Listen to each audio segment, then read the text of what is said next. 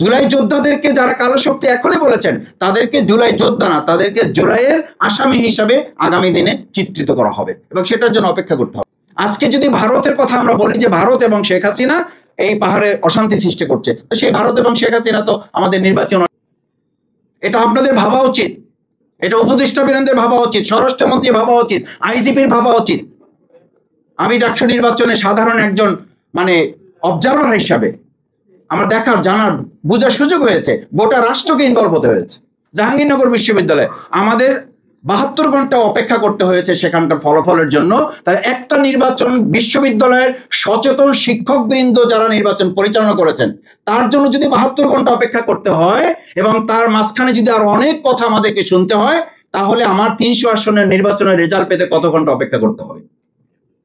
রাজশাহী বিশ্ববিদ্যালয়ে যদি একটা মব সৃষ্টি করে কেউ কেউ সেখানে একটা দাবি আদায়ের নামে বিশ্ববিদ্যালয়ের নির্বাচন পিছিয়ে দিতে পারে, তাহলে তো আমি ধরে নেব আমার নির্বাচন ডিক্লেয়ার হওয়ার পর যখন লেভেল প্লেইং ফিল্ড হবে, নিশ্চিত হবে, তখন আমার কারো পছন্দ না হলে আমরা একটা মব সৃষ্টি করে আমার নির্বাচনের ডেট আমার পিছিয়ে দেওয়ার দাবি তুলব। আমরা পারছি না তো। এই যে ফ্যাসিবাদী রাষ্ট্র ব্যবস্থার দর্শন, পরিকল্পনা, চিন্তা, ক্যারেক্টার, হ্যাবিট, নেচার, এগুলো আমাদের যখন পরিবর্তন হয় নাই, তখন শুধুমাত্র নির্বাচন কমিশন ইজ নট এনাফ, শুধু law and enforcement law is not enough. এটার জন্য সাধারণ মানুষ হিসাবে আমাদের রাজনীতিবিদ যারা আছে, রাজনৈতিক দল যারা আছে, তাদেরকেও এই সমস্ত ব্যাপারে সচেতনতার সাথে 3S ফর্মুলা মেনটেন করা দরকার। আমি এর কথা লম্বা করব না, প্রধান অতিথি কথা বলবেন। 3S ফর্মুলা আমাদের মেনটেন করতে না পারলে এই যত আলোচনা আমরা করি খুব একটা ফল পাওয়া যাবে বলে আমার মনে হয় না। আমরা কি তাহলে হতাশ? হতাশ না। হতাশ না এই অর্থে যে আসার দুটো দিক আছে।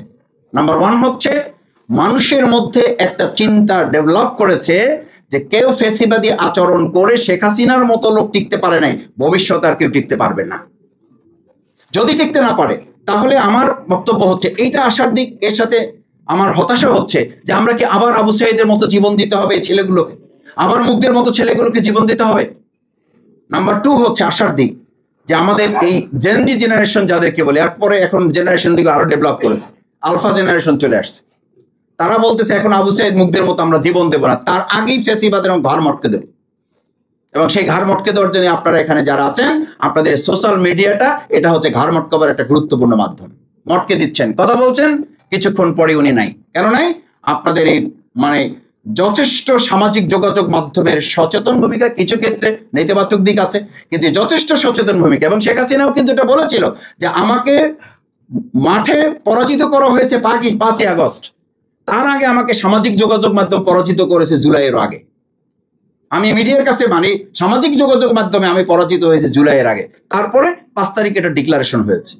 সুতরাং সেই জায়গাটা কিন্তু আমাদের আছে। সেজন্য 3S ফর্মুলাটা হচ্ছে যে আমাদের জাতি হিসাবে যারা যে যেখানে আছি, ফার্স্ট থিং আমাদেরকে সিনসিয়ারলি এই স্টেটটা পরিচালনায় নিজেদেরকে ইনভলভ করতে হবে। সেখানে যেন আমাদের দেশপ্রেমটা থাকে।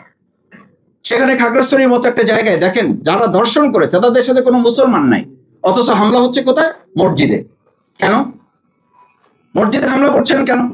আর মসজিদে শুধু হামলা করে তো কোনো সমাধান নেই।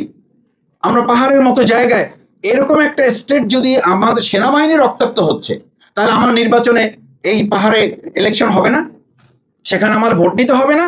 তাহলে আপনি পাহাড়ের এই পরিস্থিতি সামনে রেখে যদি বলেন ভারত এবং শেখ হাসিনার ইন্ধনে এই কাজগুলো হচ্ছে, তাহলে ইলেকশনের মতো এত বড় একটা ফেস্টিভ্যালে আপনারা যেটাকে উৎসব নাম দিয়েছেন, আমি বলেছি যে ফেস্টিভ্যাল করতে হলে তো তার আগে ফেস্টিভ্যালের জন্য আপনি একটা প্ল্যাটফর্ম তৈরি করতে হবে, ঈদের উৎসব করতে হবে। তো ঈদের উৎসব করতে হলে তো আগের 1 মাস রোজা রাখতে হবে। রোজা রাখতে হবে অর্থ এই অর্থে বলেছি, রোজা মানে শুধুমাত্র না খেয়ে থাকা না, রোজা মানে সংযম।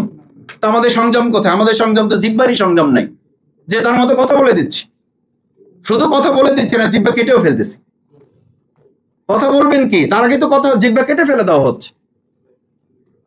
সেই জন্য সিনসিয়ারলি যদি আমরা এটাকে মেনটেন করতে পারি সবাই মিলে, তাহলে জাতীয় ঐক্যমত কমিশনে যেটা বলা হয়েছে, জাতীয় ঐক্যমত কমিশনে বসে ওখানে কে আপনাকে বাধ্য করবে জিনিসগুলো? বাধ্য তো আমাকে করতে হবে। তার জন্য মূল বক্তব্য হচ্ছে আমাদের এই ব্যাপারটা যদি আমরা আইনগত ভিত্তি দিতে না পারি, তাহলে এই জুলাই আগস্টের গণ অভ্যুত্থানই আমাকে আবার আসামি কাঠ করে দাঁড় করাবে।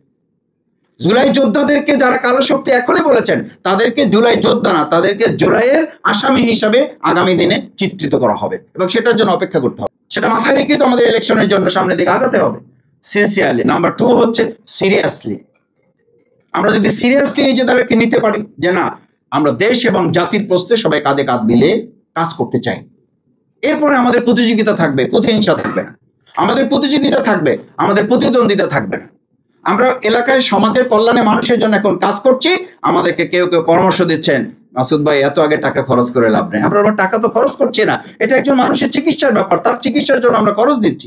এটা একজন মানুষের আত্মকর্মসংস্থানের ব্যাপার, সেটার জন্য আমরা তার জন্য 15 বছর 20 বছর ধরে কাজ করতেছি। বলছি এই টাকা এগুলো ইসের মতো, কর্পূরের মতো, ওনাদের ভাষা বলছি, এগুলো কর্পূরের মতো উড়ে যাবে। টাকা দিবেন নির্বাচনের আগের দিন। ভাবছেন, আপনি ভাবছেন এটা আমার নিজের মুখের বানানো কথা? আপনারা সাংবাদিক বৃন্দ, সচেতন সুধী বৃন্দ আছেন, আপনারা প্রত্যেক এলাকায় আপনি দেখেন যে এটার জন্য ওয়েট করে আছেন। আসুন, নাম্বার 3 হচ্ছে আমাদের সিক্রেটলি, অর্থাৎ কে কি কোথায় কি করতেছি, এটা যত বেশি আমরা ফোকাস করব, তার চেয়ে অভ্যন্তরীণ আলোচনার মাধ্যমে, নিজেরা নিজেদের মধ্যে আলোচনার মাধ্যমে, নিজেরা বসে, এই দেশটা আমাদের, সুতরাং আমরা সবাই মিলে দেশটাকে কাজ করব।